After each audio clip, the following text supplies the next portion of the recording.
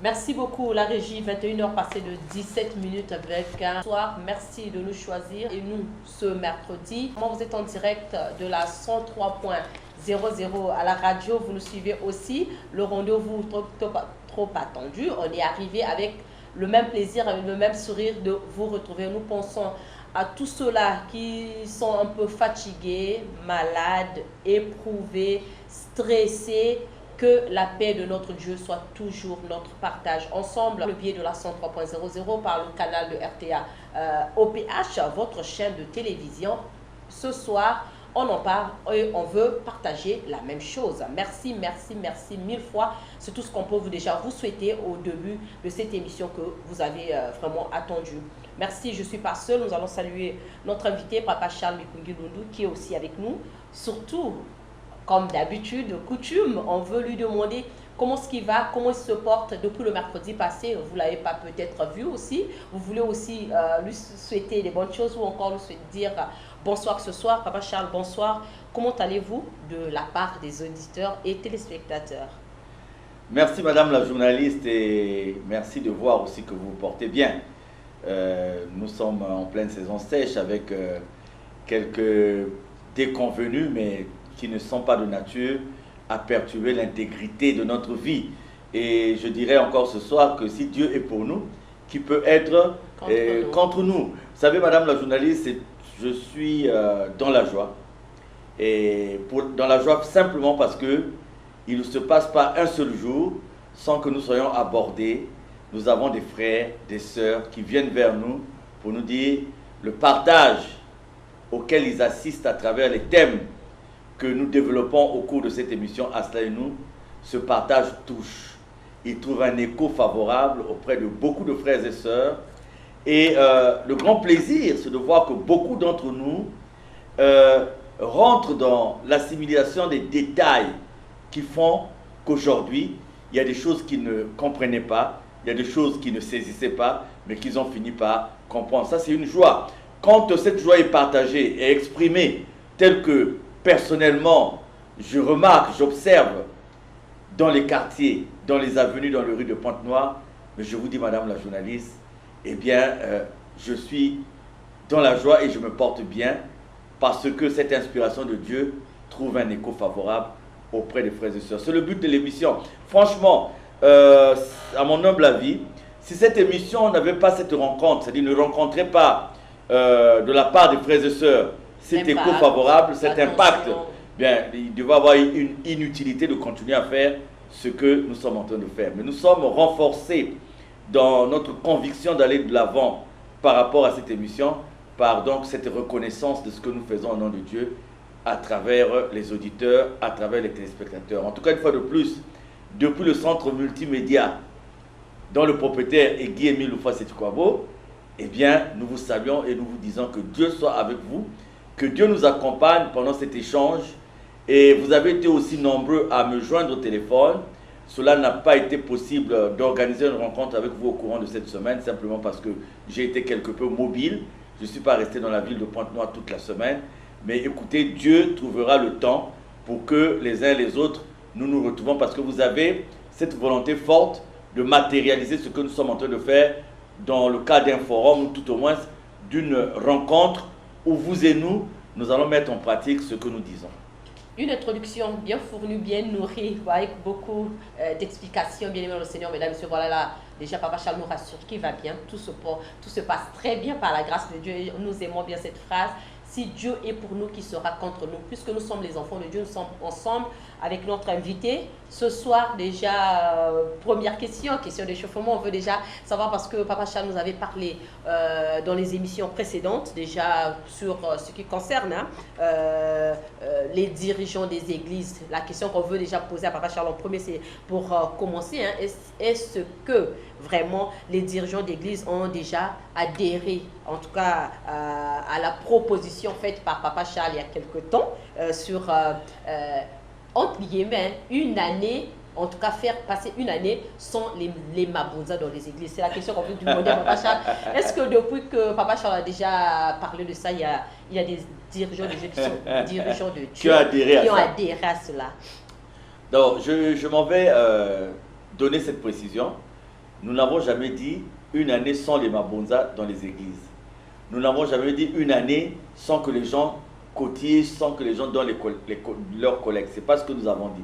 Nous avons dit une année sans que ces collectes ne soient perçues directement par le dirigeant. Voilà une précision. Une année sans que ces collectes ne soient gérées directement par les dirigeants. J'ai pris un exemple. J'ai l'habitude de prêter mes services dans une banque de la place et je connais un dirigeant d'église, et pas des moindres, je ne cite pas son nom, et très connu dans la ville de Pointe-Noire, qui vient toujours faire des versements lui-même.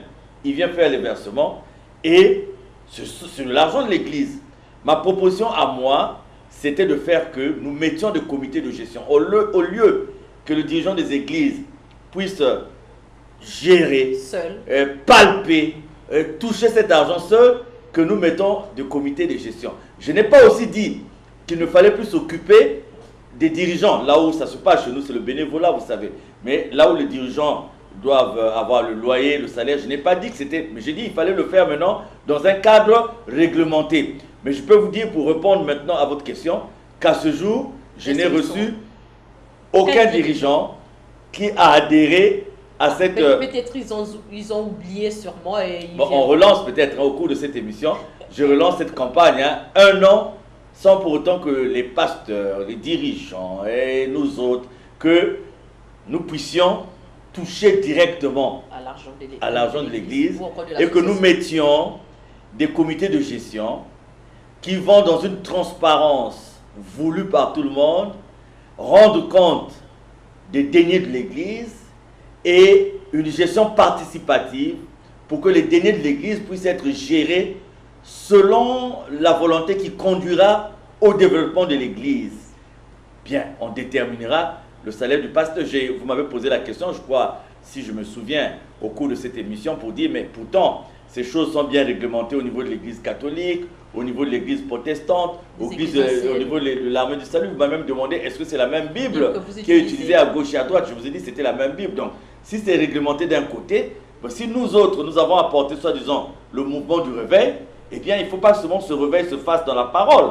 Il faut que ce réveil se fasse aussi sur un plan pratique. Et charité bien ordonnée commence par soi-même. Ben écoutez, la campagne est ouverte. Hein, nous attendons. Et voilà, on espère qu'ils vont adhérer, les dirigeants d'église. Voilà, c'était pour déjà rappeler à Papa Charles par rapport à tout ce que nous disions ici. Est-ce que le message est passé? On revient ce soir demander à Papa Charles, voilà un autre numéro que nous allons développer ce soir, un autre thème. Déjà, on va faire savoir aux téléspectateurs, aux auditeurs. Le thème de ce soir, nous allons parler de ces habitudes-là que nous, les chrétiens, nous avons. Donc, nos habitudes, ces habitudes qui perturbent la vie d'un chrétien, ou encore ces habitudes qui perturbent les chrétiens. On va parler de ces habitudes. Quelles sont ces habitudes avec Papa Charles? Et on rappelle que ce qui est mieux, c'est qu'on commence cette émission avec notre invité. On va essayer de décortiquer quelques cas, quelques questions, ou encore on aura besoin des réponses de Papa Charles. Et avant la fin, on vous donnera le top. La régie va donc ouvrir le micro ou encore le numéro de téléphone pour que vous participiez. Le thème de ce soir, nous allons parler de ces habitudes qui perturbent la vie des chrétiens. Déjà, drôle de thème avec notre invité ce soir. On veut déjà savoir quel est le premier mot par rapport à ce thème, Papa Charles. Ces habitudes qui perturbent les chrétiens. Voilà, les mauvaises habitudes, les mauvaises tout au moins. Nous avons parlé dans les émissions précédentes du poids du monde, dans la pression que le monde joue sur le chrétien. Et j'ai en mémoire la prière sacerdotale de Jésus qui dit, Père, je ne suis plus de ce monde, mais eux, ils restent encore dans ce monde. Garde-les de ce monde, parce qu'ils savaient que l'ambiance de ce monde, la pression de ce monde était un danger pour le chrétien. Et donc, nous avons dans le passé parlé de façon globale du monde, le chrétien face au monde. Nous avons même pris des thèmes qui allaient déjà dans le sens de ces mauvaises habitudes, le chrétien et la mode, etc., etc., la jeunesse face aux influences de ce monde. Mais aujourd'hui, nous voulons revenir de façon détaillée, de façon spécifique, de façon particulière sur des habitudes que nous avons maintenant. Madame la journaliste, nous sommes en train de prendre un chemin pour lequel nous ne savons même pas où se situe la ligne d'arrivée. Moi, je peux vous parler, je crois que j'ai dépassé le demi-siècle. J'aurai en novembre 54 ans. Donc, je peux vous parler de certaines choses de la société parce que depuis l'enfance, nous avons vu évoluer la société. Depuis l'enfance, nous avons vu évoluer nos pères, nos mères et nous-mêmes aussi, nous avons évolué jusqu'à être aujourd'hui des adultes qui peuvent avoir un regard sur la société. Mais je vous dis, la société d'aujourd'hui n'est plus celle qu'elle était avant. La perte des valeurs pouvait s'arrêter au niveau de la société. On va se dire, bon, voilà, ceux qui sont dans la société, bon, ils ne connaissent pas Dieu, donc c'est normal qu'on puisse assister à tel phénomène, à telle habitude. Mais maintenant, là, ces habitudes-là de la société perturbent maintenant la vie du chrétien. C'est-à-dire qu'aujourd'hui, le chrétien est sous la pression du monde et certaines habitudes du monde sont observées maintenant sur le chrétien. Je peux vous parler de la mode. On se moque souvent, il y a une église que je crois qu'on appelle Message qui demande à des sœurs aux sœurs de porter des longues jupes, des habits. On peut se moquer d'eux, mais moi je ne me moque pas d'eux parce que je me dis que quelque part, il y a un fondement dans cette demande. Il y a un fondement dans ce qu'ils font. Parce que, vous voyez, nous autres qui avons étudié en Europe, tous les matins quand je me réveillais de Bégin pour aller prendre mon stage à Clamart, je prenais le métro, je faisais le correspondant, je prenais le bus. Et il y a une liberté dans la culture occidentale qui fait que dans le métro, vous voyez des gens qui s'embrassent. Ce que vous n'avez pas, par exemple, dans la culture africaine. Et moi, je me souviens, mon ami Ngambé à l'époque, il avait du mal à supporter le trajet de Bégin à Clamart parce qu'il se disait, mais comment les gens peuvent le faire devant tout le monde? Donc, vous voyez, donc, il y a des choses qui ne s'adaptent pas, malgré la mondialisation. Mais nous avons le socle de notre culture, de notre tradition qui est tellement fort qu'il y a des choses qui ne peuvent pas s'adapter à notre culture. Donc, vous avez la faiblesse de certains hommes aujourd'hui qui se traduit par le regard qu'ils ont d'une dame qui est habillée de façon légère ou d'une fille qui est habillée de façon légère.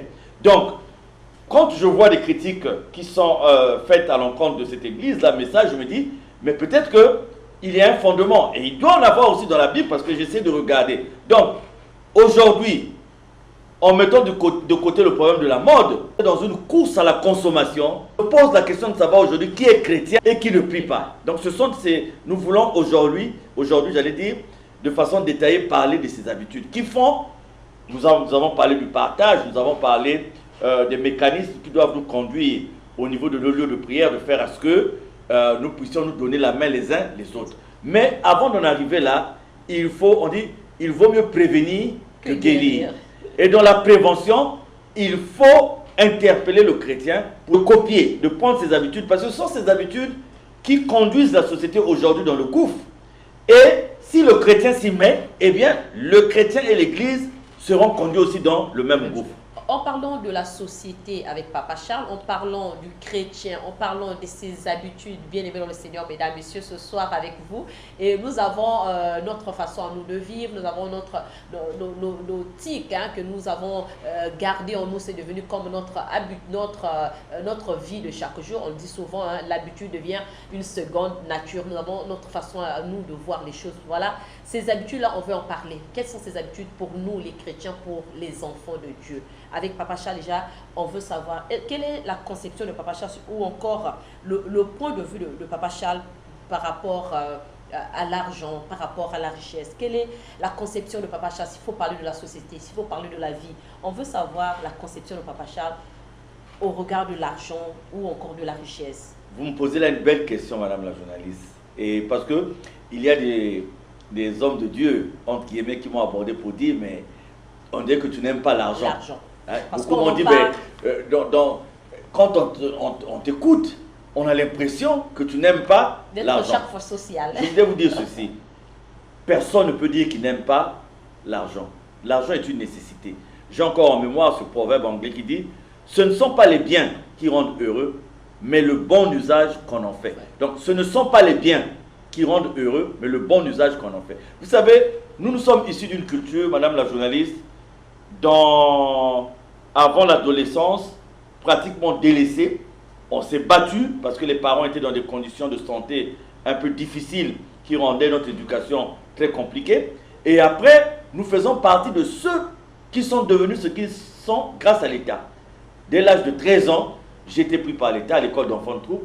Donc, de 13 ans jusqu'à sortir de l'école d'enfants de troupe à 20 ans, c'est l'État. Grâce à l'intelligence. Et tous les grands voyages que j'ai eu à effectuer à l'étranger, c'est par l'État. Donc, nous avons connu des hauts et des bas.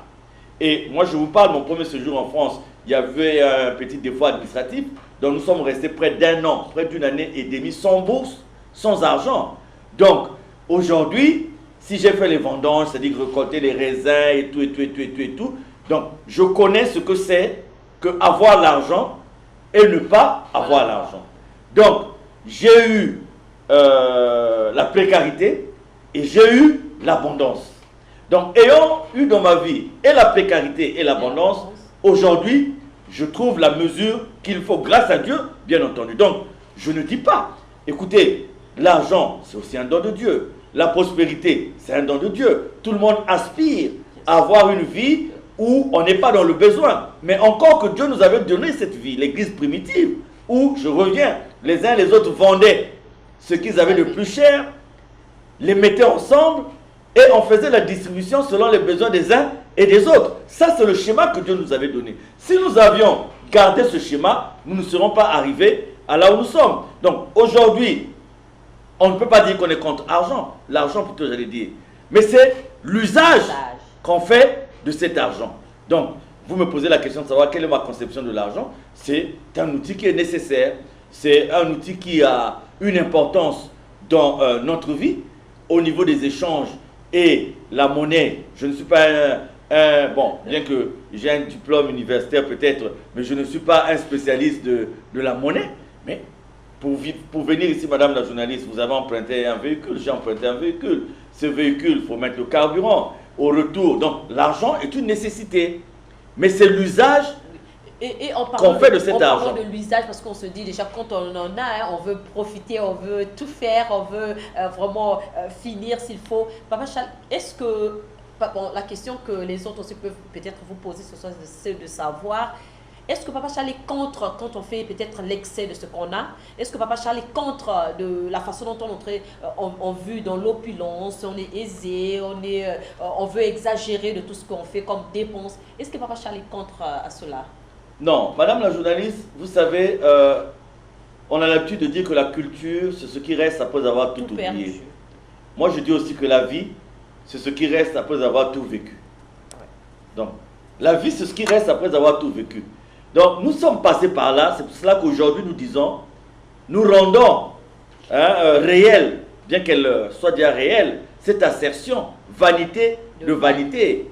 Rien de nouveau sous le soleil, ce qui a été sera, ce qui sera a été. Donc, si nous qui prions, si nous mettons en avant nos âmes, le salut de nos âmes, parce que cette expression, le salut de nos âmes, semble être une expression virtuelle devant les uns et les autres. Bon, l'âme, quand on parle même que à notre mort, l'âme va retourner vers Dieu, pour beaucoup c'est une utopie. Donc pour certains, la vie commence ici sur terre et la vie s'arrête ici sur terre. Donc on peut se complaire dans tout ce qui est Dieu et Dieu et Dieu, ça ne fera absolument rien. Donc si et seulement si nous sachions et que nous faisions l'effort de nous souvenir que nous allons à l'église d'abord pour le salut de nos âmes, à partir de cet instant, la crainte de Dieu devient un automatisme. Parce que nous savons que même si nous quittons la vie que nous avons ici sur cette terre, nous avons cette vie qui nous attend au niveau de Dieu. Donc, voyez-vous, madame, madame la journaliste, tout ce qui est aujourd'hui, on assiste à une course effrénée vers le gain. Tout le monde veut gagner. Et ceux qui ne peuvent pas gagner de façon propre vont chercher à gagner par... Il y a eu, dans mon quartier, il y a eu des enfants qui ont voulu voler, tout ça et tout ça. Bon, et quand vous essayez de les reprendre un à un, vous vous rendez compte que parmi eux, il y a des gens qui fréquentent les lieux de prière. Donc, la recherche du gain, chacun y va de sa façon. On devait y aller selon la volonté de Dieu. Mais nous trouvons que la volonté de Dieu ne paye pas. Nous trouvons que la prière ne paye pas. On est impatient. Nous trouvons que, puisque déjà dans les églises, les dirigeants montrent qu'il faut s'enrichir. Les dirigeants montrent qu'un bon dirigeant, pour mieux prêcher, il faut avoir une rumeur, il faut avoir une jeep, je ne sais pas comment. Donc, à partir de ce moment, quel est le message que vous donnez à vos fidèles? Tout le monde veut faire la même chose. Que si le pasteur a réussi, de façon simple, de façon facile, en débitant 2 ou 3 versets bibliques, pourquoi moi, je fais des efforts? Regardez aujourd'hui l'école, madame la journaliste. Demandez à un enfant d'être assidu à l'école, surtout les filles. Mais il va vous prendre l'exemple de sa copine de 18 ans, qui à 18 ans a construit une maison pour sa maman. À 18 ans, s'est construit une maison pour elle-même. Elle roule carrosse avec chauffeur à 18 ans, alors qu'elle s'est arrêtée en seconde de l'école. Maintenant, un enfant va vous dire, pourquoi moi je vais aller avoir le bac, aller à l'université, s'il y a d'autres chemins qui me permettent d'atteindre la prospérité. C'est tout un problème. Et Papa Charles, aujourd'hui, nous voulons revenir sur chrétien, nous voulons revenir sur nos habitudes, nous voulons revenir sur nos comportements parce qu'on se dit, oui, c'est en parlant, c'est en se rappelant, c'est en voulant vraiment modifier qu'on deviendra des bons chrétiens, des bons enfants de Dieu. Toutes nos excuses pour la mauvaise, peut-être le ton de ma voix n'est pas comme d'habitude, un peu enrhumé. Nous voulons demander à Papa Charles le terme vivre au-dessus de ses moyens. Parce que quand on parle chrétien, quand on veut copier, on dit on veut faire comme l'autre, on veut faire comme un tel. Vivre au-dessus de ses moyens. Est-ce que ce terme, Papa Charles, aujourd'hui, concerne aussi nous les chrétiens? Parce que on a l'impression que Papa Charles veut que nous les chrétiens, nous soyons un peu les modèles pour que la société, ceux qui sont loin de nous puissent copier. Voilà, cela reflète l'image des chrétiens, des enfants de Dieu, de la communauté. Est-ce que le terme vivre au-dessus de ses moyens, nous les chrétiens, on peut l'utiliser? Bien sûr, bien sûr. Mais nous assistons à quoi dans les églises? Nous avons parlé du complexe, nous avons développé un thème ici sur le complexe. L'homme ne se suffit pas, ne se contente plus de ce qu'il a. L'homme ne se contente plus de ce qu'il est. Et quand on parle de l'homme encore, c'est bon. Mais quand cet homme est marié, c'est-à-dire vous avez l'homme, la femme, il est dit que le plus fort doit aider le plus faible. Mais quand vous tombez sur 2 faibles à la fois, le mari complexé, la femme complexée. Il faut qu'on le fasse. Donc, vous ne vivez pas selon la réalité de votre vie, mais vous cherchez à vivre selon les autres. Vivre au-dessus de ses moyens, oui, beaucoup. Moi, j'ai eu un ami, franchement, madame la journaliste, je ne connais pas la fonction qu'il a, qui peut faire qu'il est chauffeur, garde-corps. Je ne connais pas l'argent qu'il gagne, qui peut faire qu'il est chauffeur, garde-corps. Mais c'est un monsieur qui aime se promener avec chauffeur et des garde-corps. Demandez-moi sa fonction. Je ne connais pas une fonction qu'il a qui peut nécessiter qu'il est garde-corps et chauffeur. Et tout le temps, il est en bise-bise avec ses chauffeurs parce qu'il ne les paye pas. Un problème. Et donc, mais il se complaît. Donc, moi, je lui dis, mais donc pour lui, quand il voit des gens avec chauffeur, avec garde-corps, lui se dit qu'il doit aussi... Donc, il avait commencé à avoir un peu d'argent, il faisait des affaires, comme on dit. Il faisait des affaires. Donc, en faisant des affaires, il a commencé à avoir un peu d'argent. Et tout de suite, il a commencé à mener comme une vie de député et tout. Mais jusqu'à ce que la source a tari. Mais il ne peut pas laisser tomber. Donc, la source ayant tari, il n'a plus les mêmes moyens de mener la vie qu'il mène. Mais il continue à s'entourer. Vous voyez, on se crée des problèmes nous-mêmes, madame la journaliste. Moi, j'ai un ami, hein. Ce monsieur, il gagne quand même bien sa vie. Mais il est d'une simplicité, parce qu'il me dit, il a l'habitude de me dire, Charles, ce qui compte pour moi, c'est la paix qu'il y a dans mon cœur. Wow. Donc, quel que soit ce que j'ai, grand message. Le plus important, c'est la paix que j'ai dans mon cœur. Et je ferai toujours tout pour avoir cette paix en moi.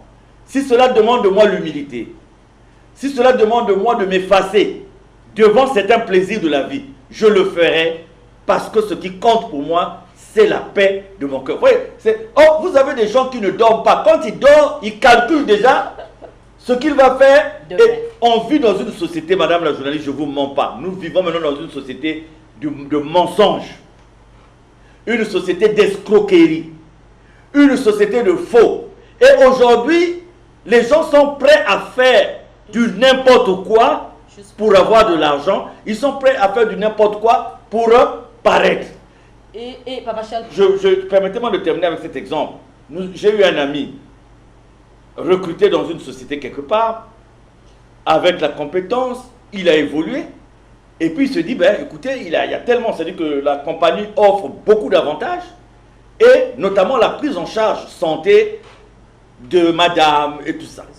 Alors lui, il dit à sa femme, écoute, ma chérie, on fait la dot, et après la dot, on fait le mariage, j'ai mon ami qui est sous-préfet à tel endroit, après la dot, nous irons le voir parce que moi j'ai besoin de l'acte de mariage, parce que tu dois bénéficier des avantages qu'il y a au boulot.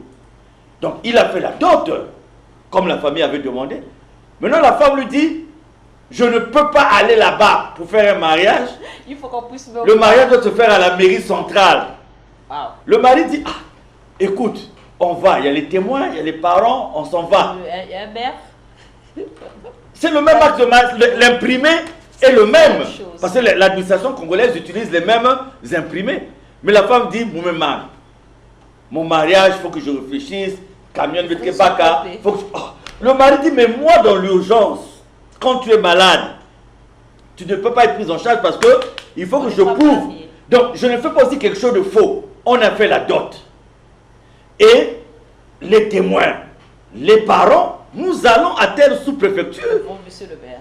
Et l'officier d'état civil fait le mariage, je donne l'acte de mariage. Et puis on trouvera un jour où on appellera les gens, s'il faut faire un repas et tout. La femme dit, non. Donc voilà une femme qui perd l'occasion de légaliser sa situation parce qu'elle veut faire comme les autres.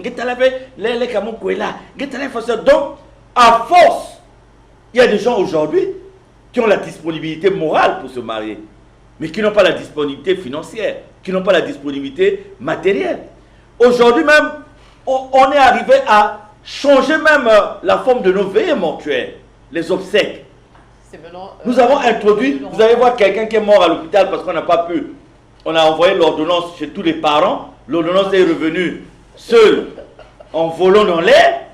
Et quand la personne meurt, c'est là où vous voyez les tenues, les suites, les ceci. Donc, et dedans, vous allez vous dire que c'est des gens qui ne connaissent pas la parole de Dieu. Mais je vais vous dire, madame la journaliste, que dedans là, il s'agit des gens qui connaissent la parole de Dieu. Et aujourd'hui, on cherche le monde, on le trouve dans l'église. Franchement, on cherche le monde. Est-ce que nous sommes conscients du fait que quand nous allons à l'église, c'est pour la recherche d'avoir cette intimité avec Dieu de façon à ce que notre âme soit sauvée. C'est ça le grand problème. Or, nous aimons manger, étant à l'église, nous aimons manger avec le diable. Donc, quelle que soit la longue cuillère qu'on peut avoir, le danger... Quelqu'un avait dit, on vous montre Dieu est là et vous posez encore la question de savoir est-ce que Satan aussi vit à côté. Papa Charles, ce soir, en parlant des habitudes, ces habitudes-là qui perturbent les chrétiens. Le thème de ce soir nous concerne tous, nous les chrétiens. Ces habitudes, nous avons notre façon à nous à gérer les choses, à prendre des choses. On veut parler de ces habitudes-là. En général, Papa Charles, qu'est-ce qui a changé? Déjà, en parlant de la spiritualité, qu'est-ce qui a changé par rapport à ceux qui ont connu Dieu avant, par rapport à ceux qui ont servi Dieu avant, par rapport aux disciples, même s'il faut revenir dans la Bible? Qu'est-ce qui a changé aujourd'hui pour nous les chrétiens? On se proclame chrétiens fidèles, témoins de Jésus, membres confirmés, leaders, tous, beaucoup des noms. Les élus, même, il y a d'autres qui se proclament élus sur la terre. Qu'est-ce qui a changé par rapport à ceux-là qui ont qui ont vraiment eu une vie de spiritualité avant. Vous vous rappelez de ce pasteur qui nous a appelé au cours d'une de nos dernières émissions, qui nous a dit tout réside dans la parole de Dieu. Prendre la parole de Dieu et faire ce que Dieu demande, c'est tout. Est-ce que nous qui vivons aujourd'hui, nous reflétons l'image de ceux qui nous ont précédés? Grande question. Est-ce que étions-nous enclins à l'argent? Est-ce que étions-nous enclins au gain facile? Étions-nous enclins à l'égoïsme? Quand vous voyez l'apôtre Paul dans les communautés qu'il a visitées, il revient sur le vieil homme. Que ceux qui ont accepté le Christ ont sacrifié leur vie avec ses passions et ses désirs. Cette phrase a toute son importance. Écoutez, aux États-Unis, le pasteur David Walker un jour avait pris l'exemple. Il dit, ben, vous suivez dans les films et vous avez peut-être vécu ça vous-même un jour. Quand la police vous arrête, la police vous demande d'avoir les mains en l'air. Hein, en anglais, vous parlez mieux anglais que moi, madame la journaliste. Absolute surrender. Donc, absolute surrender, vous les levez. Vous n'allez pas faire les mains en l'air en étant comme ça ou en étant comme ça. Vous les avez les deux en l'air. Et on vient à Dieu dans cette condition-là. On dépose. Mais on ne dit pas, Seigneur, je suis venu, la moitié reste encore.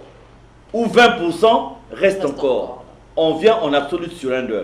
Donc, aujourd'hui, il y a des gens qui ne fréquentent pas les églises, mais qui se moquent de nous. Regardez, il y a quelqu'un qui a dit au cours d'une émission ici, il a dit, mais Papa Charles, c'est bien ce que vous dites. Mais on voit les gens de Luzolo avec des marinières en train de s'empiffrer de l'alcool dans les bars. On voit les gens de Luzolo en train de se battre. Ce qu'ils disent est tout à fait réel, tout à fait vrai. Aujourd'hui encore, avant de venir, on m'a fait état des gens, des frères et sœurs de Luzolo qui se sont agressés quelque part. Donc, ces gens-là, est-ce qu'ils ont compris pourquoi ils sont venus à la prière? C'est là le grand problème.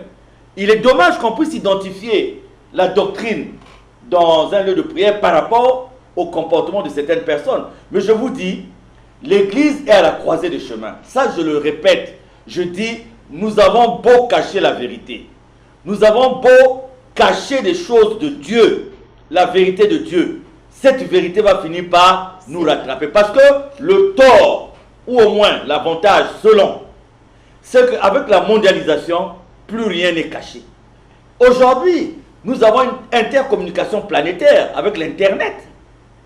Donc forcément, ceux qui font mal, ça va se savoir. Pour prendre le titre de cette émission célèbre, je crois qu'on ne suit plus. Donc nous sommes à la croisée de chemin. Donc quelqu'un, et puis à quoi bon? Vanité de vanité. Vous allez dire, vous allez vous enrichir par rapport à la parole de Dieu. Ou vous allez vous cacher derrière la parole de Dieu pour vous enrichir. Ça ne servira absolument à rien. Et donc, l'exemple, c'est nous qui ne donnons pas l'exemple qu'il faut, c'est nous autres. Et en parlant de nous, les chrétiens, bien le Seigneur, vous êtes en direct de Asla et nous, 21h passées de 50 minutes à la RTA OPH ce soir, à la radio, vous nous écoutez. Papa Charles a dit, hein, aujourd'hui, tout va se savoir. On en parle, oui, nos habitudes, parce que vous le saviez même tout de suite, hein, en parlant ici à Mokamba, ceux qui sont aux États-Unis, c'est vrai qu'il peut faire encore jour en Chine, en Inde, par YouTube, par WhatsApp, tout, le message, ou encore, cette émission peut être suivie déjà en direct sur Internet. C'est pour dire, tout ce qu'on se dit, on veut faire ensemble, si nous voulons changer, on peut bien les changer. Et ce soir, nous voulons demander à Papa Charles, qu'est-ce que nous, les chrétiens, qu'est-ce qu'on fait aujourd'hui, par exemple, que les disciples, les anciens, les chrétiens, les enfants de Dieu, les fidèles n'ont pas pu faire avant? Qu'est-ce que nous, on fait aujourd'hui de mauvais que Papa Charles peut donner comme exemple? Ben, l'histoire de la spiritualité, c'est l'histoire des bons et des mauvais. Et des mauvais. Toujours mais ensemble. Sauf qu'il y a des choses que Dieu ne fait peut-être pas dans la société actuelle, que Dieu a eu à faire. Par exemple, faire fondre le sol et engloutir tout un tas de désobéissants. Il y a eu des sanctions directes comme ça de Dieu. Donc nous avons l'impression que comme nous ne vivons plus ce genre de sanctions, donc peut-être que Dieu ne frappe plus, peut-être que Dieu n'existe plus. Alors ce que nous oublions, c'est que la sanction a peut-être changé de forme. Nous subissons, vous savez, il y a des gens aujourd'hui qui n'ont pas la paix, qui n'ont pas la sérénité. Il y a des gens aujourd'hui pour dormir, ils doivent s'empiffrer d'alcool. Il y a des gens aujourd'hui pour dormir, ils doivent prendre des somnifères. Simplement parce que il ne supporte pas. Voilà. Mais il y a des gens aujourd'hui qui n'ont rien. Il n'a pas d'argent, il n'a pas les moyens. Mais comme il ne se reproche d'aucune malhonnêteté, il ne se reproche d'aucune escroquerie, le bout de pain qu'il a pris avec un peu d'arachide, il dort. C'est vrai qu'il n'a peut-être pas satisfait la chair, mais son esprit est satisfait parce qu'il sait qu'il a passé la journée sans escroquer, sans mentir, sans être hypocrite. Et il dort en disant à Dieu, le peu que tu m'as donné, eh bien, Seigneur, accompagne-moi dans mon sommeil. Alors, il y a des gens qui ont amassé. Ils ont amassé en sacrifiant des vies humaines. Ils ont amassé par le sang des autres. Et qui sont même fiers. Ils ont amassé en vendant les autres. Ils ont amassé en tuant les autres. Ils ont amassé en volant. Moi, je vous dis, la plupart de ces gens-là ne dorment pas tranquillement. Parce que je vous dis, une âme parle. Je vous dis qu'une âme demande des comptes. Et une âme qui est auprès de l'Éternel, c'est l'Éternel lui-même qui demande les comptes. Et vous savez, vous irez d'une vie d'escroquerie en escroquerie, de mensonge en mensonge. Vous avez des spécialistes du mensonge, c'est-à-dire des gens qui ne peuvent même pas donner un visa gratuit à la vérité. C'est-à-dire qu'ils ont doublé les conditions d'obtention du visa à la vérité dans leur vie. Et qui restent enfermés dans un mensonge. Et on les retrouve dans les lieux de prière. Le premier mensonge dans un lieu de prière, c'est quoi? Ce n'est pas dire, donner son appartenance réelle. Vous appartenez à une maison mystique, vous appartenez à une loge, et vous êtes là pour dire que vous priez. C'est ça le premier mensonge. Donc ça veut dire quoi? Que pour vous, Dieu n'existe pas. Parce que si vous aviez, ne serait-ce que l'impression de l'existence de Dieu, eh bien, vous deviez éviter le mensonge, parce que je vous dis, vous allez vous dire que là où les hommes ne peuvent pas comprendre ce que je fais, mais Dieu, lui, il est en train de comprendre ce que je fais. Et, madame, on peut vous prendre beaucoup d'exemples aujourd'hui où on a dû... C'est dans les églises. Une confusion totale. L'adultère aujourd'hui, madame la journaliste, c'est dans les églises. La fornication, c'est dans les églises. La débauche, c'est dans les églises. Le vol, c'est... Bon, je dirais peut-être pas dans les églises, mais déjà, quand un dirigeant utilise la parole de Dieu pour assouvir ses propres intérêts, ça se passe au niveau de l'église. Et on incrimine la société, mais lesquels sont dans la société? C'est vous et nous. C'est vous et nous qui prions. Nos habitudes, ce soir, bien devant le Seigneur, mesdames, messieurs, on veut en parler avec vous avant que le téléphone ne soit ouvert, avant que vous participiez, avant que vous donnez votre point de vue, avant que vous aussi voulez conseiller nous autres, ceux qui nous suivent, ceux qui nous écoutent, ensemble avec vous, avant que la régie nous donne le top pour vous donner le numéro. Nous voulons demander à Papa Charles. Papa Charles nous a parlé déjà du mensonge, bien devant le Seigneur. Nous voulons rappeler, nous voulons que nous puissions tous ensemble puissions se souvenir que la Bible a même dit. Et quand la Bible parle, c'est Dieu. Dieu a dit que le mensonge est plus que le venin d'un serpent.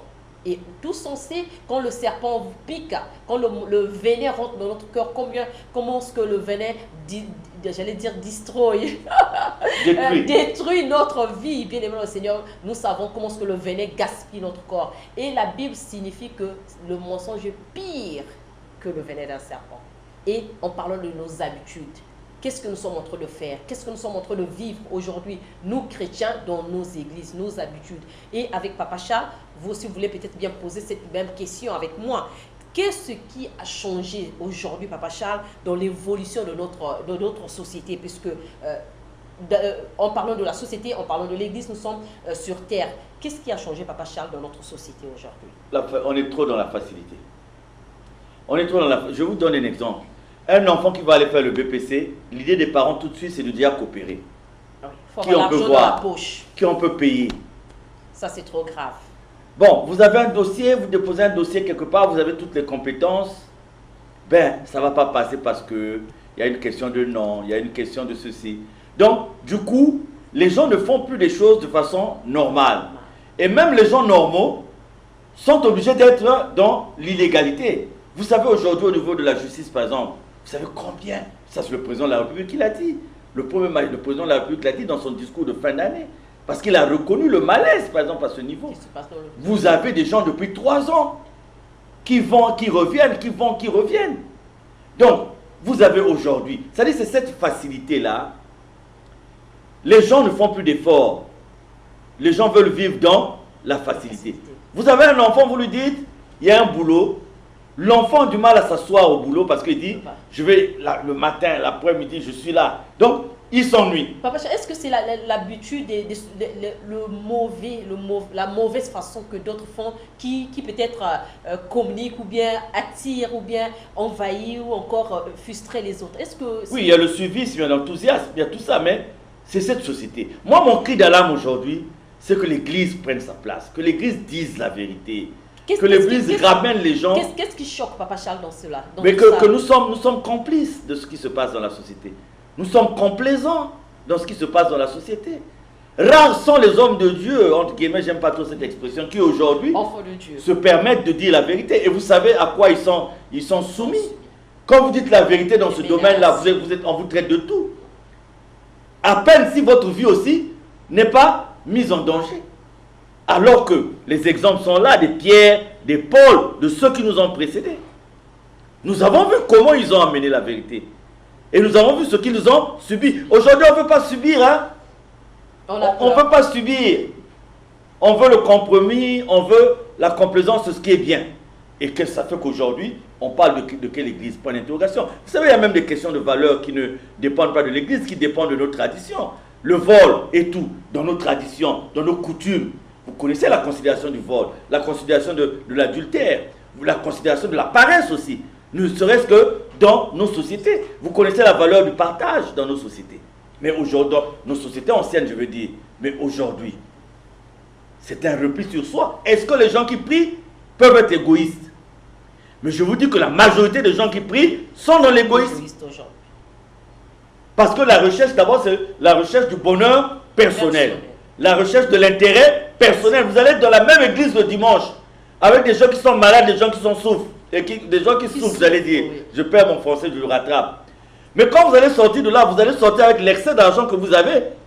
Et vous allez, l'excès d'argent que vous avez, vous allez sortir ça devant tout le monde. Pourquoi on voit que vous avez donné la somme la plus importante à l'église? Mais en cachette, vous ne pouvez pas donner là où il n'y a que Dieu qui voit. Vous ne pouvez pas donner à votre frère qui souffre. Mais vous donnez avec ostentation parce que vous voulez que les gens voient que le frère tend, ou que la soeur tend à des moyens. Mais la soeur qui souffre à votre côté là, et vous lisez la souffrance, vous lisez la misère. Vous êtes conscient. Donc, vous lui donnez en cachette, c'est-à-dire que là où il n'y a que Dieu qui sait. Mais beaucoup d'entre nous ne peuvent pas donner en cachette parce que ce n'est pas de Dieu qu'ils attendent les félicitations. Ce n'est pas de Dieu qu'ils attendent les remerciements. Ils attendent des hommes. Ah, vieux Charles. Ah, vieux Charles à Zaraka. Ah, l'église a manqué de thé. Et même, s'il vous arrive d'aider, vous allez faire ça devant tout le monde. Ce qui n'est pas bien. C'est ça l'église d'aujourd'hui, malheureusement. Et je répète, je dis, madame la journaliste, nous sommes à la croisée des chemins. C'est-à-dire, nous devons, si nous ne faisons pas attention, c'est le mouvement qui va faire. De la même façon qu'il y a eu le mouvement de réveil, de la même façon qu'il y a eu le mouvement du renouveau, il y aura le réveil du réveil. C'est-à-dire que plus que ça. Il y aura le réveil du réveil. Ah, vu des plus réveillés qui vont réveiller ceux qui se disaient réveillés. En tout cas, à cela et nous, 22h00 sur le pendule sur la montre de la RTA OPH, 22h00, vous êtes en direct ce soir, bien le Seigneur, mesdames, messieurs. Nous voulons tous nous réveiller pour faire la volonté de Dieu. Nous voulons réveiller ceux-là qui continuent à dormir pour faire la volonté de Dieu. Nous voulons, en tout cas, tous se réveiller pour continuer à faire ce qui est bien et en changeant notre façon de faire. Oui, bien aimé le Seigneur, mesdames, messieurs, ces habitudes-là, nos habitudes qui nous dérangent d'être des vrais chrétiens, des vrais modèles, des vrais enfants de Dieu. On en parle avec vous ce soir, les habitudes pour que nous puissions être à l'aise, comme a dit Papa Charles, en dormant dans la paix, en étant sûr de ce qu'on a, en se contentant de ce que Dieu nous a donné. Bien aimé le Seigneur, voilà les bonnes choses que nous voulons copier. Mais ce soir, pour parler déjà de ce que nous sommes en train de faire, de ce que nous faisons d'habitude, est-ce qu'il faut rester là-dedans? Est-ce qu'il faut changer? Parce qu'on se souvient, je me rappelle un frère, quand on était encore dans l'église catholique, qui aimait bien aller à la prière, c'est qu'à la fin de la messe, pour qu'il puisse avoir des sous dans la poche, parce qu'il savait où trouver ces sous-là après le service déjà dans l'église. Il y a d'autres qui vont à l'église pour déjà savoir, oui, quelqu'un va apprécier ce que je veux mettre, quelqu'un va me voir, j'ai rendez-vous avec un tel, je veux prêcher comme ça, je veux chanter comme ça. Est-ce que nos habitudes-là sont bien pour l'évolution de notre vie sur terre? la Bible nous dit aujourd'hui, il faut chercher à faire sauver son âme. Nous voulons demander à Papa Charles, aujourd'hui, quelles sont les conséquences par rapport à notre façon de faire, notre mauvaise façon de faire, ces habitudes-là que nous avons gardées comme nature aujourd'hui, comme on a dit, l'abondance de tout ce qu'on fait en mal, l'habitude devient une seconde nature. Quelles sont les conséquences, Papa Charles, de ces mauvaises façons de faire? La perte des valeurs. Vous savez, je fais le Mayom, comme je fais de l'Olisie souvent, et c'est un véhicule qui fait un accident devant nous. Le véhicule fait un accident presque à quelques mètres d'un village. Les gens accourent du village. Vous pensez qu'ils viennent pour secourir les blessés. Ils viennent pour dépouiller d'abord. Et les blessés sont là. Les blessés sont là. Ils viennent dépouiller ce qu'il y a dans le véhicule. Alors ça, c'est une image qui m'a choqué. Les gens ont accouru, personne n'allait vers la cabine. Comme c'était un porte-conteneur, les gens sont allés d'abord vider ce qu'il y avait dans le conteneur. Et nous avons dû nous arrêter pour chercher à extraire les gens qui étaient dans la cabine. C'est grave. Quand vous avez des gens qui atteignent cette dimension, je vous dis, madame la journaliste, il y a problème. Et aujourd'hui, malheureusement, les conséquences de la perte des habitudes que Dieu veut que nous puissions avoir, eh bien, c'est la chute de la société. Quand vous avez une société qui est habitée par le mensonge, la violence, on devient de plus en plus violent. Aujourd'hui, la violence devient monnaie courante. Alors que le chrétien n'est pas violent. Non, obligatoirement doit être gentil, l'inverse. Cet exemple que je viens de vous donner, je ne connais pas l'appartenance spirituelle des gens de ce village, mais je suis sûr que quand même de tous ces gens qui venaient du village, il y a peut-être 2 qui prient, sinon plus. On a déjà entendu parler de l'amour sincère du prochain. Et qui n'ont pas hésité. Les conséquences, c'est quoi, madame la juge? C'est que nous sommes dans une église virtuelle qui en réalité n'en est pas une. Parce que c'est des gens du monde, c'est des mondains qui sont vêtus de peau d'agneau et qui se sont retrouvés quelque part. Regardez par exemple ce que nous vivons dans l'association de Zolomon au péage. Mais les raisons sont connues. Donc si nous tous là, nous étions des véritables spirituels, nous ne serions pas arrivés là.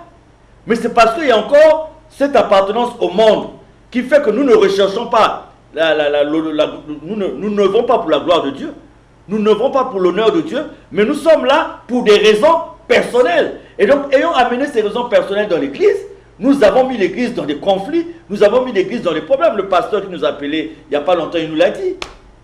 Que par exemple, en ce qui nous concerne, si nous suivions ce que Guémy a dit, nous ne serions pas arrivés là où nous sommes arrivés. Et Papa Charles, que répondez-vous au frère, à ce frère-là qui nous a écrit, qui nous a posé la question de savoir, oui, Dieu, lui, l'a dit dans la parole de Dieu que voilà, malheur à la terre parce que le diable est descendu sur terre et le diable vit sur terre. Et Dieu lui-même l'a même dit, les deux enfants, les enfants qui suivent Dieu, qui ne font pas sa volonté, non, ceux qui font sa volonté et ceux qui ne font pas sa volonté vivent ensemble.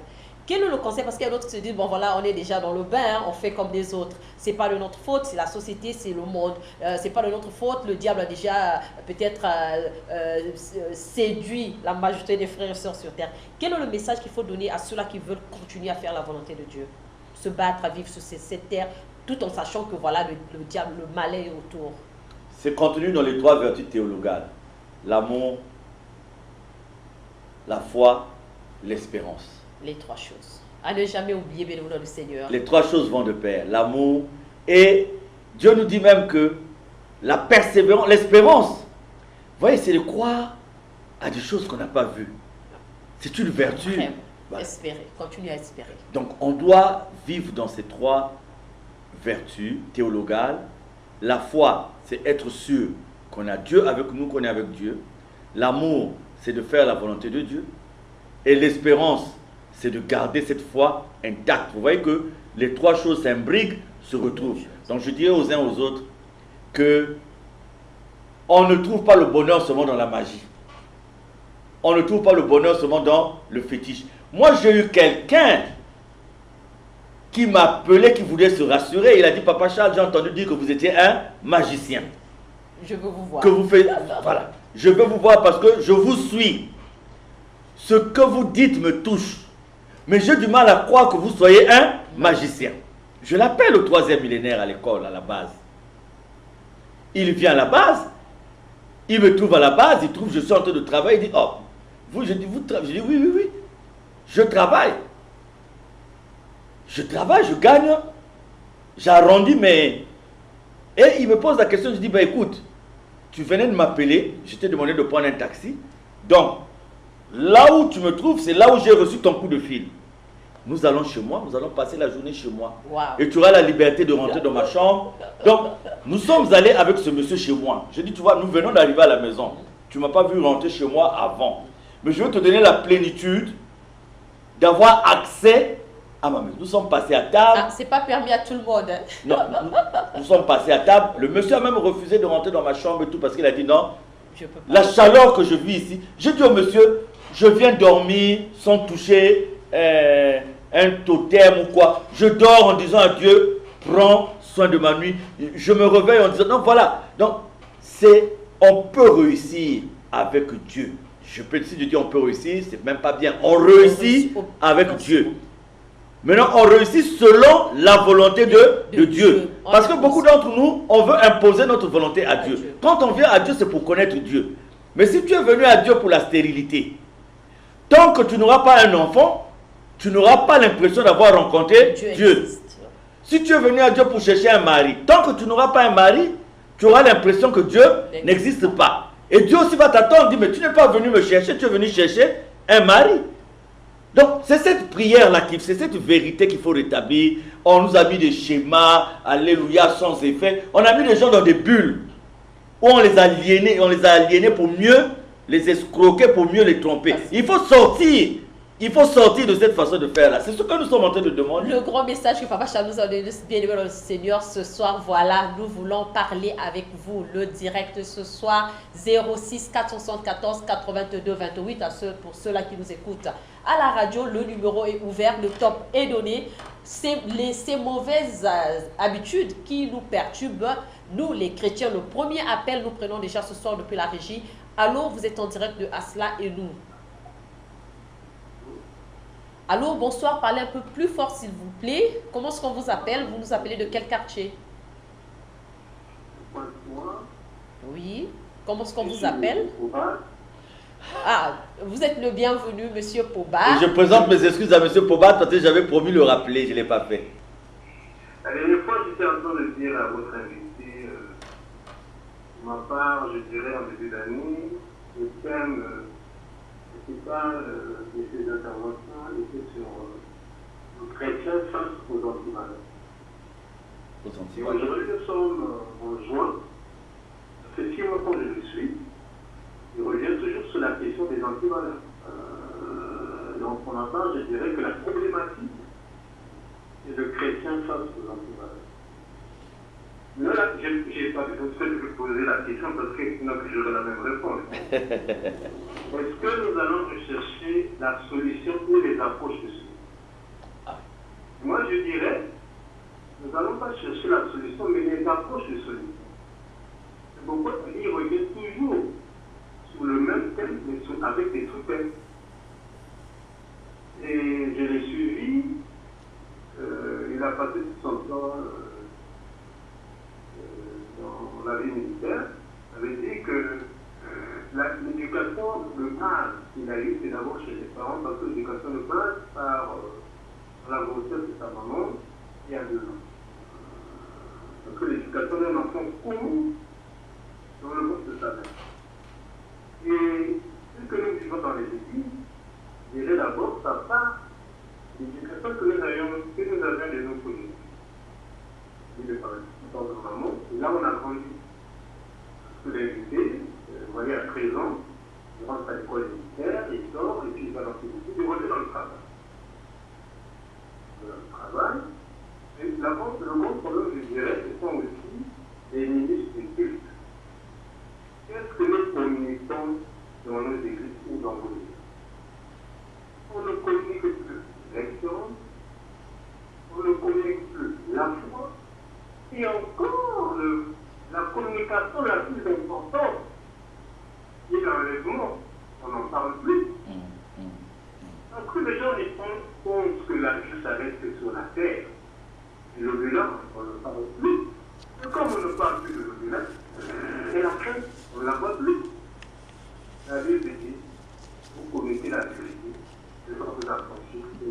Chira. Mais la vérité vient d'où? La parole de Dieu. Mais si vous n'avez pas la parole de Dieu, vous ne la vivez pas, est-ce que vous aurez la vérité? Est-ce qu'elle va vous affranchir? Est-ce qu'elle va vous rendre libre? Quand on a été affranchi par la parole de Dieu, la dernière fois, vous ne vivez pas par la peur, mais vous vivez par la crainte. Parce que la parole de Dieu va vous interpeller à chaque fois qu'on veut parler, on veut poser un acte dans ces valeurs. Parce que je vais commencer à comparer dans ces valeurs au péché. Il dit péché, et déjà un acte dans ces valeurs. Il faut que je retire le mot péché dans la Bible, je vais le remplacer par là, dans ces valeurs. Okay, j'ai dit la dernière fois que le Congo est un pays laïque, mais 80% de la population congolaise est chrétienne. Mais je veux dire en conclusion, fermez les églises. Parce qu'on est rendu temps, la dernière fois que j'étais en train de poser la question à un intervenant, est-ce que vous allez rester dans une église où le pasteur prend l'argent, il y a l'adultère et autres? Mais quelle est l'église où il n'y a pas ça, madame? Vous posez encore la même question? Mais, nous aussi, on va vous poser une question aussi. Non, pardonnez-moi, madame. Si dans l'église, il y a ces choses, ça veut dire qu'on va fermer les églises. Ça veut dire quoi en conclusion, je dirais? Nous ne sommes plus des chrétiens en tant que chrétiens enfants de Christ. Nous sommes des chrétiens hybrides. Oui, oui. Nous sommes des hybrides dans l'église. Le mot est juste. On n'est ni chrétien, on est ni chrétien, ni païen. Donc il n'y a ni païen, ni Hybride. En conclusion, quel est le conseil qu'il faut donner pour les églises? Puisque les églises existent déjà. Au départ, dans ma contribution, je dis que l'église se culte. Donc, je sais qu'il y a de vous. On ne communique plus sur l'espérance. Ils doivent on ne communique le plus faire. sur la foi. Et on ne communique plus sur l'enlèvement. C'est l'enlèvement qui va amener les gens à la crainte du Seigneur. Merci beaucoup. Jésus venait aujourd'hui, ce soir, à 22h14. Tout à fait. Nous allons devenir. Ah, c'est ça le grand problème. Qu'est-ce qui va venir maintenant là aujourd'hui, 22h14? C'est Papa Charles qui est devant vous, et vous-même, et moi, et ma famille qui me coupe. Grande question. Si Christ venait maintenant, est-ce que le message est passé? Merci beaucoup, M. Pobal, que vous le recevez en ce moment, mesdames, messieurs. Vous êtes libre à appeler 06 474 82 28. Ces habitudes-là qui nous perturbent, nous les chrétiens, nous les enfants de Dieu. Quel est le message que nous donnons aujourd'hui dans nos églises? Nous allons prendre le deuxième appel de ce soir. Allô? Allô? Bonsoir, monsieur. Comment est-ce qu'on vous appelle? Vous nous appelez de quel quartier? Madame, c'est M. Ahmed Tulouemba. Monsieur Tulouemba. Vous nous appelez de quel quartier? De Matédé. Depuis Matédé. Quelle est votre contribution, monsieur Tulouemba? Voilà. J'attendais impatiemment que je passe sur les antennes. D'abord, je tiens à vous remercier pour avoir cette émission. Et particulièrement à Papa Charles, qui essaie de décrire ces mauvais comportements, il faut le reconnaître. Quoique nous ne partageons pas la même opinion sur le mot de Dieu, mais il faut reconnaître quand même que ce qu'il fait, c'est dire très haut ce que bon nombre de gens disent tout bas. C'est d'abord le premier fait. Alors, s'il faut revenir donc sur votre question, il serait peut-être un peu amusant pour vous faire comprendre que répartons dans les origines de l'Afrique. On n'est pas peut-être parlé sur le Congo. Avant que Christ ne vienne, donc avant que, encore après Christ, mais avant que le Congolais connaisse Christ, Jésus, qui était inscrit sur les chrétiens avant que nous ne connaissions Jésus-Christ? C'est voilà la question. Alors je crois que s'il faudrait arrêter avec ces histoires, ces mauvaises habitudes, et ainsi de suite, essayer de retourner un peu le regard vers le passé. Retournons le regard vers le passé pour nous poser la question qui était le Congolais avant que le Congolais ne connaisse Christ. Qui étions-nous? Moi, je me pose cette question. Si vraiment il y a quelqu'un dans les antennes qui peut se répondre à cette question, je crois qu'à partir de là, nous allons prendre la lutte et suivre en ce moment-là, donc, de placer les jalons, les nouvelles bases. Parce qu'on se rend compte, je reconnais Jésus-Christ. Je le reconnais. Je n'ai pas les compétences de le nier. Non.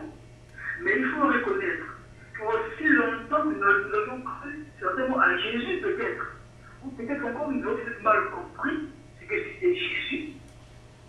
Ou alors, jusqu'aujourd'hui, nous faisons que on est au rang. Parce que peut-être le blanc qui nous appelle Jésus, c'est pas la vraie Jésus, que c'est Jésus-Christ. Parce que la colonisation. à leur niveau. Voilà pourquoi ces pays-là qui connaissaient mieux Jésus-Christ se développent. Et nous qui ne connaissons pas Jésus-Christ, nous sommes toujours dans les états où vous connaissez, malheureusement. Donc, ce ne sont pas seulement les pasteurs qui sont malheureusement la conséquence de la mauvaise prédication. Malheureusement, oui, oui, bien dit, bien dit. Et la conséquence de la mauvaise prédication dans le blanc. Et cette mauvaise conséquence, c'est une prédication qui a été prêchée de cette manière-là. Étant nus devant Dieu, nous allons construire de cette manière. Et à partir de là, étant une mauvaise conception, nous devons pris comme étant une bonne conception, une vraie. Donc le mauvais devient bien, le mauvais devient mauvais.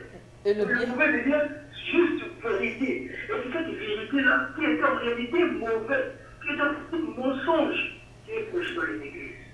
Malheureusement. Malheureusement. La grande question, c'est de savoir qu'est-ce qu'il faut faire pour changer tout cela. Allô? Oui, nous voulons savoir qu'est-ce qu'il faut maintenant faire pour changer tout cela. C'est ce qu'il a dit là, c'est la question qu'il a posée. Hein. Avec tout Une un question chacun. capitale.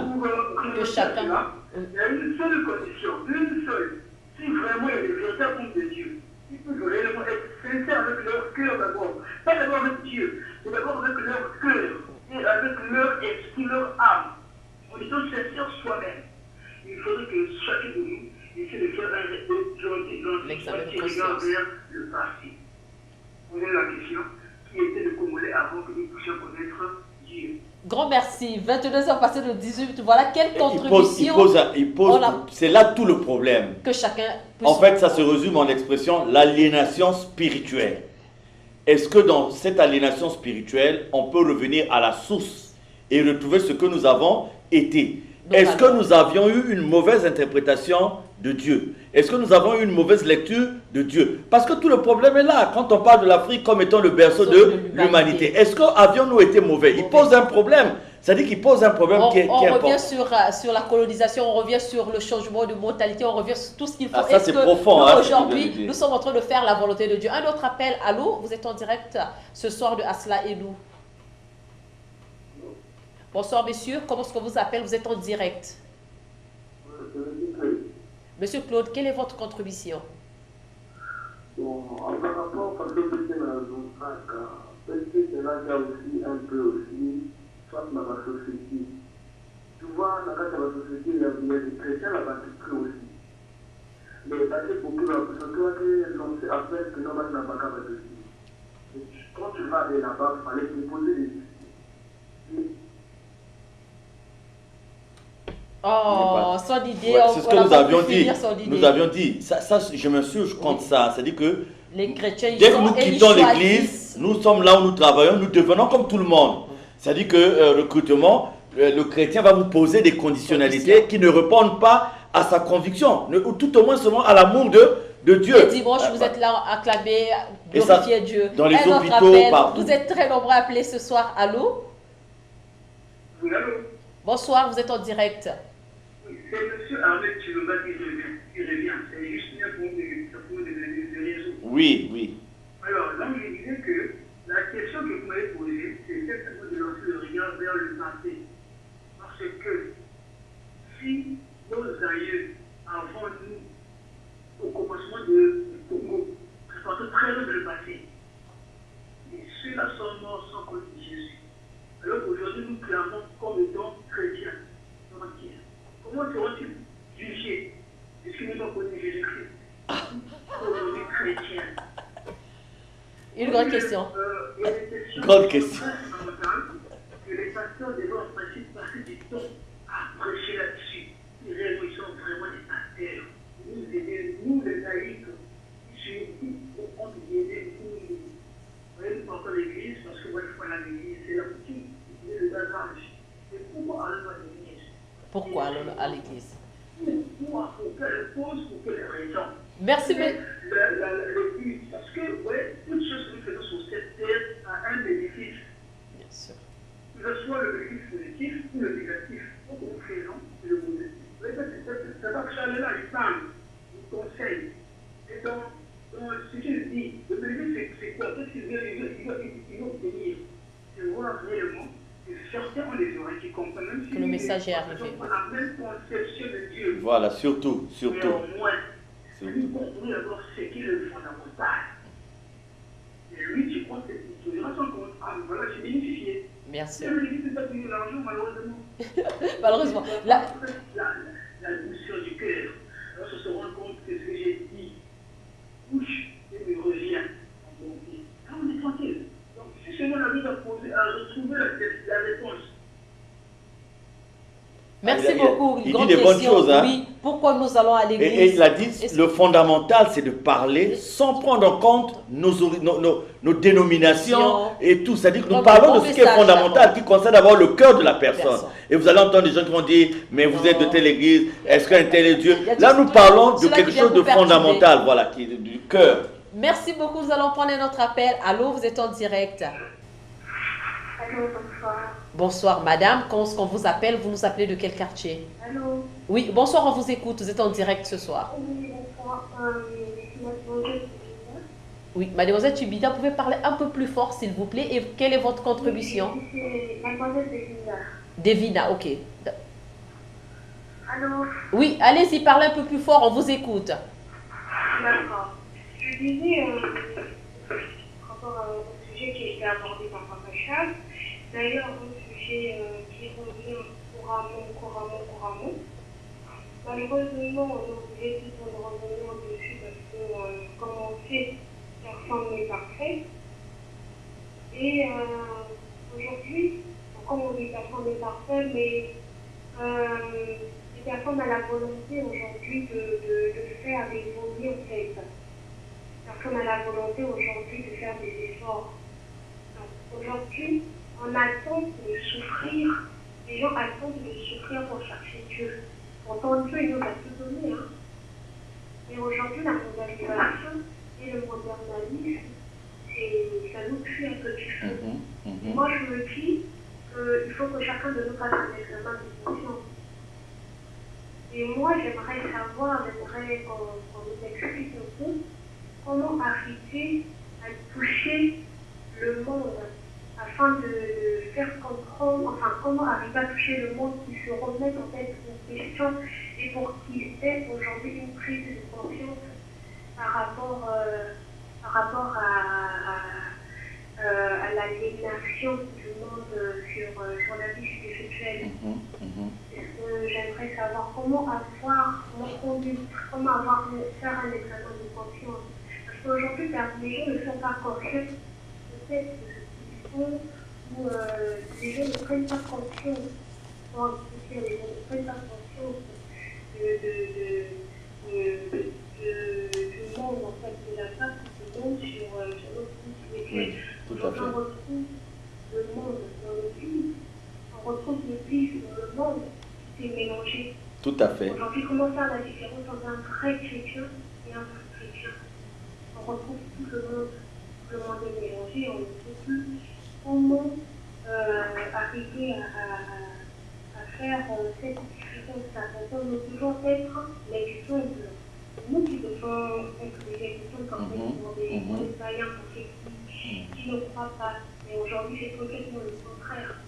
Les chrétiens aujourd'hui sont un pire en fait que du monde. Mademoiselle Belinda, donc, qu'est-ce que vous diriez à l'une de vos amies qui veut se prémunir donc de ces mauvaises habitudes? Vous qui avez un début de conception, vous avez cette amie qui vous demande, qui vous dit qu'est-ce que je dois faire pour ne pas tomber dans ces mauvaises habitudes. Quelle réponse vous pouvez lui donner?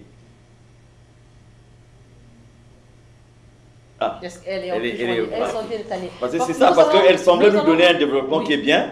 Donc individuellement, on a aussi ce combat qu'on peut faire, qu'on peut mener donc de façon individuelle vis-à-vis de l'autre. Mais c'est vrai qu'elle a dit que les dérèglements constatés sur le plan mondial avec la modernisation, le modernisme, sont de nature à nous tuer à petit feu. Hein. Et nous sommes très très conscients et conscientes de ce que nous sommes en train de vivre aujourd'hui. Nous allons prendre un autre appel, peut-être le dernier avant la fin de cette émission. Allô, Asla et nous en direct ce soir, vous nous suivez, vous nous écoutez. Nous allons vous répondre. Allô, vous êtes en ligne? Allô? Allô, bonsoir, maman. Bonsoir monsieur, comment est-ce qu'on vous appelle? Vous nous appelez de quel quartier? On m'appelle Naïma Titofi Kadikafi. En fait, Naïma répond à la question. Je crois bien que les gens, les mauvais habitudes, c'est aussi les gens. C'est ça. En fait, ça, déjà, n'a pas réussi la question. Elle ne veut pas vraiment parler de son enfant. Après, il y a un ami qui veut savoir ça. C'est ce qu'il y a des gens normaux ici. C'est des gens qui viennent à la et non, parce que, et puis, je connais le coup là, avec la même vision. On peut apporter pour un milliard, on peut apporter pour un milliard, ça c'est ce qui est la chose. On peut même apporter dans la vie, la parole de la Christian. Moi, je vais me donner à compter la réponse de la vie. Comment on a mis ça?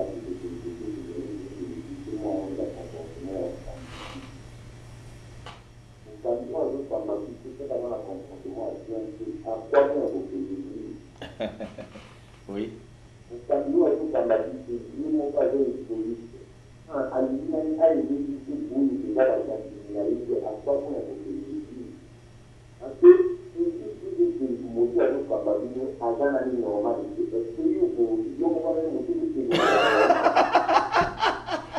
Bien dit, hein? C'est vrai.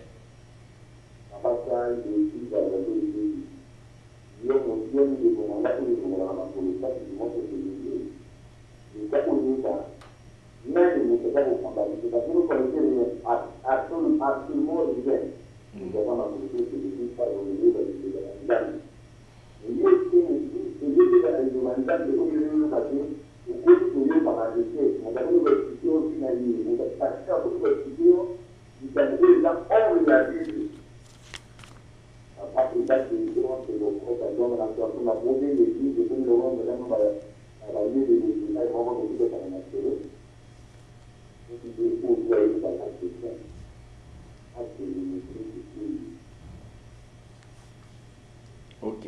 Merci beaucoup. Voilà, 22 c'est passé de 30 minutes. Voilà, c'est le dernier appelé ce soir. Mesdames, messieurs, nous sommes désolés. On va pas prendre tous vos appels. Ce soir, c'est la fin des appels. On reviendra prochainement sur et certain, on vous promet. Vous aurez toujours le temps de continuer à appeler, participer toujours dans Asla et nous. On a retenu beaucoup de vos questions, de suggestions, des propositions, des inquiétudes et tout. Avec Papa Charles, ce soir, avant de nous séparer, nous voulons demander à Papa Charles le conseil et surtout répondre en conclusion, si vous voulez, bien évidemment, le Seigneur, mesdames, messieurs, tout ce qui concerne déjà ceux qui ne connaissent pas Dieu, ceux qui sont morts peut-être n'ont pas servi Dieu, ceux qui veulent continuer à servir Dieu, ceux qui se sont incarnés ou ceux qui voient que voilà, le mauvais est là et ils sont là-dedans déjà dans le mauvais. Qu'est-ce qu'il faut faire? Est-ce qu'il faut attendre la réincarnation pour revenir sur terre et connaître Dieu? Est-ce qu'il faut attendre que nous, qui connaissons déjà Dieu aujourd'hui, puissions changer le monde? Papa Charles va peut-être nous donner en briefing juste par rapport à tout ce que nos bien-aimés frères et sœurs ont voulu vraiment participer ce soir pour nous donner leur point de vue. Qu'est-ce que Papa Charles peut nous donner comme conseil avant de nous séparer? Une image simple. Vous savez, aujourd'hui, il y a des gens qui appartiennent à des loges. Ces loges ont des règles établies. Énorme. Et des normes, des règles. Vous ne verrez jamais les gens faire le contraire de ce qui est demandé. Parce qu'ils doivent respecter. Il y a des loges où on vous dit, on doit manger sans bruit. Et vous verrez, tout le monde va faire l'effort de manger sans bruit. Vous avez aujourd'hui certaines formations où on vous donne des règles. Par exemple, chez nous, dans l'armée. Vous commencez la formation, vous êtes consigné. Il faut faire à gauche-gauche. Et pour avoir le diplôme, vous êtes tenu de respecter ce qui a été demandé. L'église, c'est le seul endroit où les gens connaissent les règles établies par Dieu. Les règles des loges sont établies par les hommes. Les règles dans les formations sont établies par les hommes. Mais la parole de Dieu, c'est Dieu. Mais c'est difficile pour autant d'appliquer ce que Dieu nous demande. Pourquoi? C'est ce qu'a dit M. Pobat au départ. La crainte. Ce que nous faisons par peur, Dieu nous demande d'avoir sa crainte. Et donc, Aujourd'hui, vous irez chez un féticheur, le féticheur va vous dire, ben, écoutez, quand tu vas repartir, ne regarde pas derrière. Par exemple. Et tu feras l'effort de ne pas regarder derrière. Donc en fait, nous nous moquons de Dieu. Et en se moquant de Dieu, on a l'impression que tous les mauvais, tous les gens qui n'arrivent pas à cacher leurs mauvaises personnes dans le monde, viennent se cacher dans les églises. C'est aujourd'hui aujourd'hui, vous avez dans les églises les voleurs, les menteurs, les magiciens. Tout ce monde-là est venu se cacher dans l'église. Et c'est ce qui fait que dans beaucoup d'églises, il n'y a pas la paix. Parce que tous ces gens-là pour emmerder à longueur de journée. C'est des gens qui n'aimeront jamais la vérité. Qui seront toujours contre la vérité. Parce qu'ils ne sont pas venus pour chercher Dieu. Ils ne sont pas venus pour le salut de leurs âmes. Parce qu'ils savent que Dieu connaît là où se trouve en réalité leur âme. Donc, il faut un sursaut. Madame la journaliste, je dis, nous sommes à la croisée des chemins. Si les gens s'entêtent, eh bien, Dieu, dans la progression de sa volonté, fera arriver à ce que la vérité puisse être le credo, sinon l'objectif dans l'action de chaque homme de Dieu, de chaque femme de Dieu.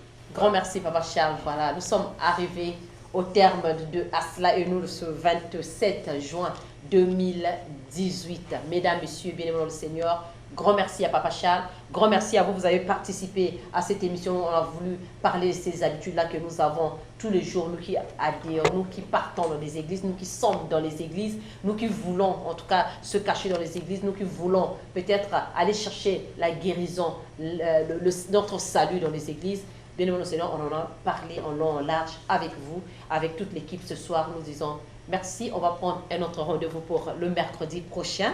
Si Dieu nous prête vie, on reviendra, on sera ensemble pour parler d'autres choses toujours avec vous. Parce que le bonheur, le plaisir, c'est de savoir que vous êtes très nombreux à aimer cette émission, à suivre cette émission, à participer pour que cette émission continue à être diffusée ici à RTA OPH. Merci à Papa Charles. Rendez-vous pour le mercredi prochain. Merci à Blanchard Mwanda à la caméra, à la régie Brevel. Bref, j'allais dire Vianney. Non, Cédric n'est pas là. Vianney, Papa Lido, les autres, les enfants. Merci. Adeba et Yannick, merci. Qui sont toujours là. Bien, le Seigneur, depuis Mpaka, 22h passé de 35 minutes. Grand merci à Maman Mikiza qui suit cette émission, peu importe l'heure, peu importe le jour. Le rendez-vous est pris pour le mercredi prochain. Que Dieu vous bénisse. Surtout, Papa Charles nous l'a dit, notre conscience, quand nous sommes sûrs et certains de ce que nous avons, de ce que nous sommes, de ce que Dieu nous a fait, on ne va plus écouter quoi que ce soit, on ne sera plus perturbé dans notre âme. On remet tout entre les mains de Dieu.